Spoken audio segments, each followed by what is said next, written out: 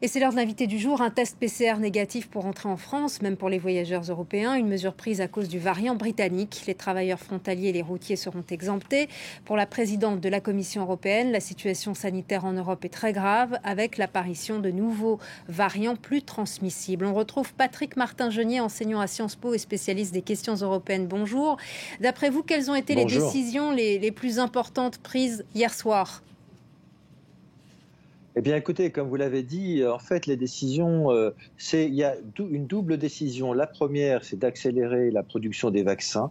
La Commission européenne, les chefs d'État et de gouvernement ont été très stricts sur la nécessité de respecter les délais pour la vaccination. C'est très important. J'écoutais hier Michel qui disait que d'ici l'été 2021, 70% de la population adulte devrait être vaccinée. On peut douter du caractère réaliste de ce pourcentage de personnes vaccinées, mais en tout cas, c'est une décision qui a été prise. Et donc, on met la pression sur tous les producteurs de vaccins, les industries pharmaceutiques. Ça, c'est le premier point. Le second point, vous l'avez dit, mais cela est laissé à l'appréciation des États, c'est le test PCR qui est exigé pour l'entrée dans l'Union européenne. C'est une mesure effectivement qui est importante. Elle n'est évidemment pas suffisante et cela sera laissé en quelque sorte à l'appréciation des États. Mais la troisième décision, et c'est plutôt une recommandation, c'est la peur de la Commission européenne qu'on remette en cause le marché unique, la libre circulation. Donc on voit bien aujourd'hui qu'il y a un double objectif qui était souligné hier par ce Conseil européen virtuel, c'est de protéger la population, mais en même temps ne pas empêcher une libre circulation, ce qui veut dire qu'on ne veut favoriser que les voyages dits non essentiels, alors que cette catégorie de voyages, ce n'est pas facile à appréhender. Par ailleurs, sur la pression de Pfizer, Pfizer va diminuer le nombre d'ampoules livrées en estimant que dans chaque ampoule, on peut prélever 6 doses au lieu de 5. Est-ce que l'Europe va réagir ? Écoutez, j'espère que l'Europe va réagir parce que nous ne sommes pas sous la dépendance des industries pharmaceutiques. Et à cet égard, je voudrais souligner qu'il y a un début de polémique et j'espère qu'il sera effacé rapidement sur les contrats qui peuvent exister avec ces industries pharmaceutiques. Il est important de voir ce qui est souscrit dans ces contrats, les clauses contractuelles. Si on nous dit qu'il devait y avoir 5 doses dans un flacon et aujourd'hui on nous en met 6, qu'est-ce que disent ces contrats ? Comment ont-ils été négociés ? Quel prix, quelle modalité de responsabilité des industries pharmaceutiques? Est-ce qu'il y a des clauses de responsabilité, des clauses de résiliation? Il faut tirer ça au clair de façon à ce que l'on sache exactement les contrats qui ont été souscrits par la Commission. Il ne faudrait pas, mais je ne suis pas médecin naturellement, que les vaccins soient moins importants, moins efficaces parce qu'on mettrait plus de doses dans un vaccin. Donc il faut absolument jouer la transparence, sans quoi ce sera une raison supplémentaire d'être réticent à la vaccination, notamment en France. Oui, on sait que la négociation financière entre les laboratoires et la Commission européenne doivent en principe rester secrètes. On sait néanmoins que seul AstraZeneca, par exemple, a vendu à prix coûtant. Est-ce normal ? Oui, bien écoutez, c'est sûr que là, c'est l'opacité totale sur le prix. A-t-on vendu plus cher, à prix coûtant, plus cher? Tout ça, ce sont des clauses contractuelles qui sont dans les contrats. Et donc, il faut absolument faire la lumière. Il y a une urgence. On ne peut pas mettre en cause la réactivité de la Commission européenne, mais aujourd'hui, il y a un début de polémique, un début de critique.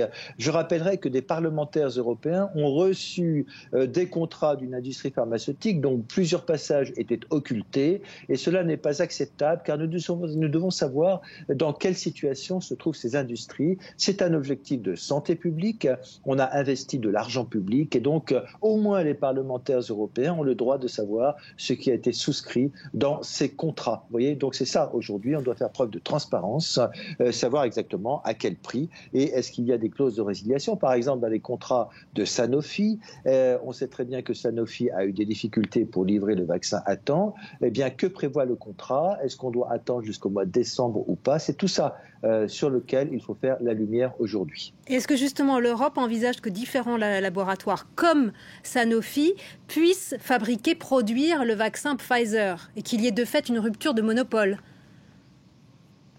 Eh bien, écoutez, la rupture de monopole, pourquoi pas? Il faut partager sur ce point. Je ne sais pas si Pfizer, qui évoque le fait qu'il y a des secrets commerciaux, des problèmes de propriété intellectuelle, je ne pense pas que Pfizer soit prêt à partager son vaccin. En revanche, il pourrait y avoir une collaboration plus efficace sur les chaînes de production. J'ai entendu dire que des chaînes de production de Sanofi peuvent être ouvertes pour la production du vaccin Pfizer. Tout doit être fait pour accélérer en effet en Europe la production, la distribution des vaccins, une coopération, je dirais, intelligente entre les différentes industries pharmaceutiques qui aille au-delà de l'égoïsme commercial, car encore une fois, il s'agit d'un principe de santé publique et tout doit être fait pour permettre à l'ensemble des citoyens européens de bénéficier de cette vaccination. Je rappellerai encore une fois l'objectif, 70% de la population adulte européenne vaccinée d'ici l'été 2021. Et l'Europe qui doit rester solidaire face à la pénurie éventuelle de vaccins.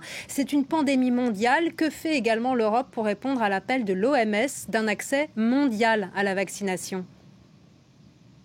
Oui, eh bien écoutez, l'Europe ne serait pas l'Europe si elle n'était pas solidaire des autres pays, notamment vis-à-vis des pays en grande difficulté, les pays en voie de développement, les pays pauvres. Et vous savez qu'il y a cette initiative COVAX de la Commission européenne sur laquelle Mme von der Leyen, la présidente de la Commission, a insisté hier dans sa conférence de presse. Oui, il y a une solidarité de l'Union européenne avec ces pays également. Il est prévu, même si c'est insuffisant, que plusieurs dizaines de millions d'euros soient consacrés à ce système COVAX. Nous avons vu aussi avant-hier que le nouveau président Joe Biden des États-Unis allait revenir dans cette initiative. Et aujourd'hui, en effet, la Commission européenne va également être solidaire vis-à-vis de ce pays, car, comme vous le dites tout à fait justement, c'est une pandémie mondiale. Et dès lors que c'est une pandémie mondiale, il faut également consacrer un effort financier important à contribuer, à réduire et à éliminer cette pandémie dans les autres pays du monde. Et est-ce qu'on assiste au début d'une Europe sanitaire, d'après vous, même si on a appris ce matin que la Hongrie allait acheter des doses de vaccins russes Sputnik ? Non, mais écoutez, la Hongrie, je crois que son cas est un peu désespéré, en tout cas tant que Viktor Orban sera au gouvernement. Il rompt une solidarité européenne, même si rien ne l'oblige à n'acheter que des vaccins dans le cadre de l'Union européenne. Nous verrons bien, mais je crois en effet que cette pandémie consacre le début d'une réflexion politique indispensable sur ce que pourrait être une Europe sanitaire, c'est-à-dire renforcer les compétences de santé au niveau de l'Union européenne. C'est tout à fait indispensable. Nous devrons y penser à l'avenir et justement réduire notre grande dépendance sanitaire vis-à-vis de grandes puissances, notamment vis-à-vis de la Chine. Ça, c'est un objectif politique. Aujourd'hui, l'Europe de la santé, on le voit bien, n'existe pas, au-delà de l'action courageuse qu'a eu la Commission européenne. Et donc, à l'avenir, dans les 2 ans qui viennent, nous devons absolument réfléchir sur ce que pourrait être une Europe de la santé, une Europe sanitaire. Et nous devrons, à cet égard, je pense, accepter de réformer les traités sur l'Union européenne. Est-ce que, par exemple, si le Royaume-Uni, qui a quitté l'Europe, réussit sa campagne de vaccination, est-ce que ça ne va pas relativiser l'intérêt de l'Europe ? Non, pas du tout. Je ne pense pas. Maintenant, le Royaume-Uni, vous savez, est un pays tiers. En fait, ils se sont affranchis des règles européennes. C'est pour ça, d'une certaine façon, qu'ils sont allés plus vite. Mais l'organisation interne du Royaume-Uni, c'est une catastrophe. Et donc, on voit bien aujourd'hui toutes les conséquences négatives du Brexit, notamment sur la recherche à l'avenir. Les universités britanniques ne bénéficieront plus des fonds européens pour la recherche. Donc, le fait que le Royaume-Uni ait été un peu plus rapide dans l'homologation de certains vaccins ne veut pas dire que nous serons moins efficaces. Au contraire, ça renforce la nécessité d'une meilleure coopération en Europe.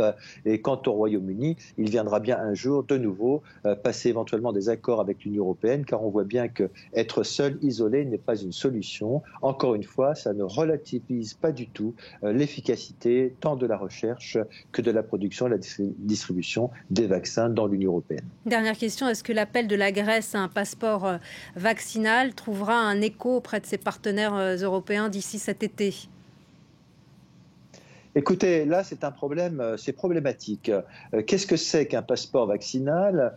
C'est un problème. On peut avoir un carnet de vaccination. Avoir un passeport vaccinal signifie que certaines catégories de citoyens dans l'Union européenne seraient plus favorisées que d'autres. Je comprends bien l'objectif de la Grèce, de l'Espagne, du Portugal, de ne pas mettre en cause le tourisme Mais à partir du moment où cela entraîne des ségrégations dans les citoyens européens, ce n'est pas une solution.